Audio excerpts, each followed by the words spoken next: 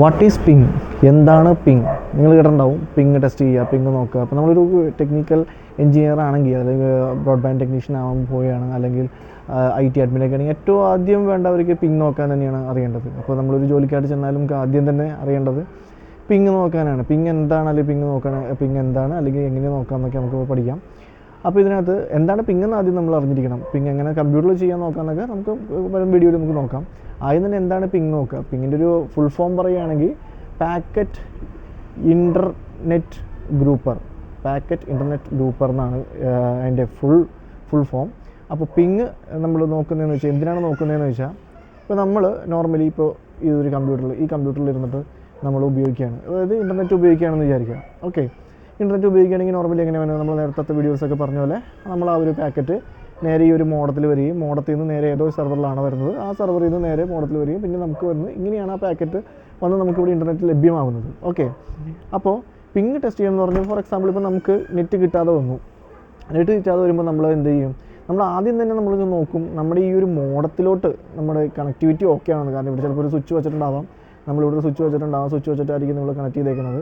അപ്പോൾ ഇവിടെ ഇൻ്റർനെറ്റ് വരാതെ ആകുമ്പോൾ നമ്മൾ ആദ്യം തന്നെ നമുക്ക് ലൂപ്പ് IP കാര്യം ഞാൻ പറയാം. ലൂപ്പ് IP വെച്ച് നോക്കാം. അതിന് പുറമെ നമ്മൾ എന്താ ചെയ്യണേ, ആദ്യം തന്നെ ചെയ്യണം, നമുക്ക് പിങ് ടെസ്റ്റ് ചെയ്ത് നോക്കാം. അതായത് നമുക്ക് ഈ ഒരു മോഡത്തിലോട്ട് കണക്ടിവിറ്റി എന്താണെന്നുള്ളത് നമുക്ക് ആദ്യം നോക്കാം.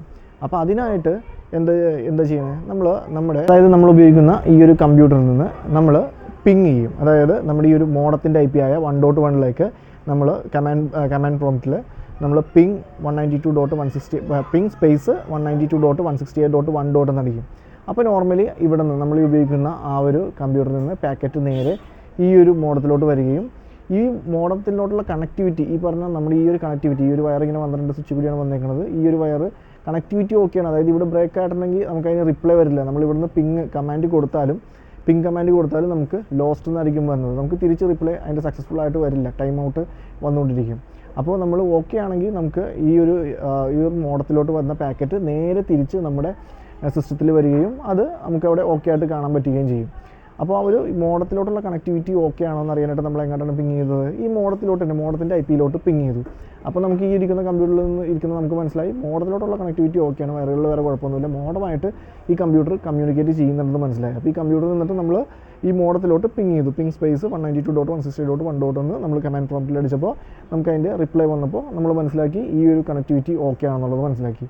അതുപോലെ തന്നെ നമ്മൾ ഇനിയിപ്പോൾ ഒരു ഫേസ്ബുക്കിലോട്ടാണ് നമ്മൾ, അല്ലെങ്കിൽ വേറെ പുറത്തുള്ള ഏതെങ്കിലും ഒരു സെർവറിലോട്ട്, അതായത് നമ്മൾ ഉപയോഗിക്കുന്ന ഒരു സൈറ്റിലോട്ടാണ് കിട്ടാത്തത്, അല്ലെങ്കിൽ വേറെ നമുക്ക് ഇതായത് ഈ ഒരു മോഡത്തിന് പുറത്ത് ഇൻ്റർനെറ്റിലോട്ട് നമുക്ക് പോകുന്നുണ്ടോ എന്ന് നമുക്ക് അറിയില്ലല്ലോ. അപ്പോൾ നമുക്ക് അങ്ങനെ ഒരു സെർവറിലോട്ടാണ് നോക്കണമെങ്കിൽ, ഫോർ എക്സാമ്പിൾ നമ്മളിപ്പോൾ ഒരു ഫേസ്ബുക്കിലോട്ടാണ് കൊടുക്കണമെങ്കിൽ നമുക്ക് ജസ്റ്റ് പിങ് സ്പേസ് www.facebook.com അങ്ങനെ നമ്മൾ നോർമലി ടൈപ്പ് ചെയ്യുന്ന പോലെ ടൈപ്പ് ചെയ്താൽ മതി. IP തന്നെ വേണമെന്നില്ല. ഇതുപോലെ പിങ് സ്പേസ് www.facebook.com എന്ന് പറഞ്ഞ് നമ്മൾ ഈ ഒരു കമ്പ്യൂട്ടറിൽ നിന്ന് അയക്കാം. അപ്പോൾ ഈ ഒരു കമ്പ്യൂട്ടറിൽ നിന്ന് പിങ് ചെയ്യുക. കമൻറ്റ് പോർട്ടലിൽ നമുക്ക് പിങ് ചെയ്യുമ്പോൾ നേരെ നമ്മൾ ആ ഒരു പിങ് റിക്വസ്റ്റ് വന്നിട്ട് മോഡം വഴി നേരെ ആ ഒരു ഫേസ്ബുക്കിൻ്റെ സെർവറിലോട്ട് ആ ഒരു പിങ് ചെല്ലുകയും, അത് ഓക്കെയാണ്, വർക്കിംഗ് ആണെങ്കിൽ നേരെ നമുക്ക് തിരിച്ചതിന് റിപ്ലൈ നേരെ പാക്കറ്റ് നമുക്ക് റിസീവ് ചെയ്യുകയും ചെയ്യും. എത്ര ടൈം കൊണ്ട് ആ പാക്കറ്റ് പോയി വന്നതിൻ്റെ ഉൾപ്പെടെയുള്ള എല്ലാ റിപ്പോർട്ടായിട്ട് നമുക്ക് ആ ഒരു കമാൻഡ് പ്രോംപ്റ്റിൽ കാണാൻ പറ്റും. ഇത് ഫേസ്ബുക്കിലോട്ടുള്ള കണക്ടിവിറ്റി ഓക്കെയാണ്, പിങ് ഓക്കെ ആണെന്ന് കാണാൻ പറ്റും. അപ്പോൾ അങ്ങനെ ഫേസ്ബുക്കിലോട്ടുള്ള കണക്ടിവിറ്റി ഓക്കെ ആണെന്ന് നമുക്ക് ഈ ഒരു കമ്പ്യൂട്ടറിൽ നിന്ന് മനസ്സിലാക്കാം.